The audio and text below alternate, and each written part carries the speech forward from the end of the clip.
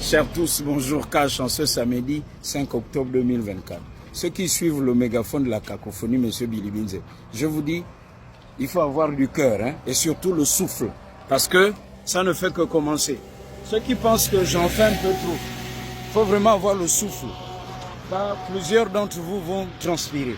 Ceux qui ont la mémoire sélective, vous pouvez m'insulter, mais comprenez une chose, depuis que je fais ce que je fais, je ne fais jamais des attaques personnelles. Seulement, s'il y a danger, et parce que je me définis comme un patriote pour le Gabon, mon engagement n'est pas d'aujourd'hui. Je préfère répondre et je répondrai. Pourquoi me taire face à l'incivisme, face au banditisme? Je vous rappelle simplement ceci, et ce pourquoi j'insiste pour dire que ce monsieur est une menace de notre vivre ensemble. Nous sommes dans une société où le déficit de citoyenneté a été creusé par le club des architectes de la destruction du Gabon, dont ce monsieur était le porte-parole. Je ne dis pas que tous les péchés, tous les problèmes, c'est lui.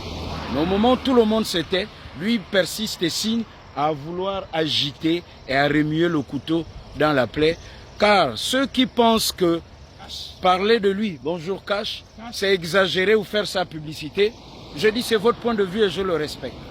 Mais je conclue en disant ceci. N'oubliez pas que en février 2023, c'est le même Billy Binze que vous supportez qui a organisé un dialogue politique. Vous avez oublié ça? Combien a coûté ce dialogue politique avant l'élection présidentielle? En violant la loi, c'est-à-dire changer les règles du jeu, de ce qu'on appelle le jeu démocratique, donc de l'élection présidentielle, à quelques mois du vote au mois de février.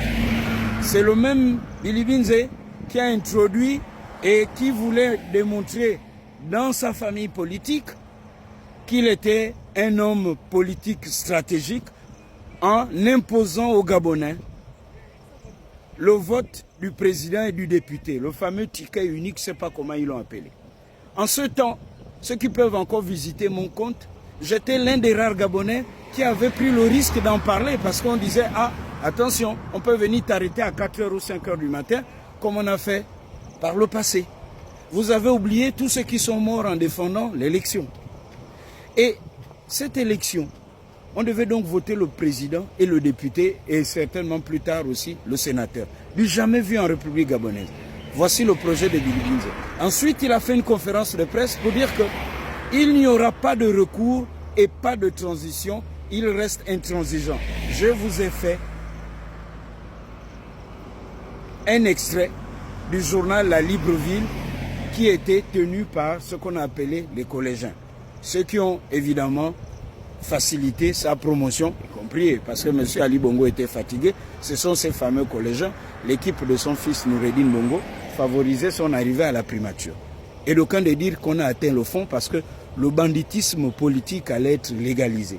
Donc, vous avez oublié, lui qui vient parler du dialogue d'Angonje, je suis là, organisé par le CETERI. Vous avez oublié son dialogue à lui en février, qui vous a mis en déroute pendant que tous les Gabonais disaient « Oh, mais comment on peut changer les règles du vote à quelques semaines du vote ?» Billy Binze, ça, vous avez oublié parce qu'il vient dire, avant la fin de la transition, à 1 an seulement de la transition, qu'il y a ceci et cela qui ne va pas bien. Comme celui qui apparemment apparaît le plus crédible dans ce qu'il dénonce, vu que vous n'avez pas suffisamment de recul pour dénoncer ce qu'il dénonce, ou ce qu'il dénonce aujourd'hui, que d'autres dénoncent depuis le début de cette transition, je vous dis, ce n'est pas un débat entre vous et moi.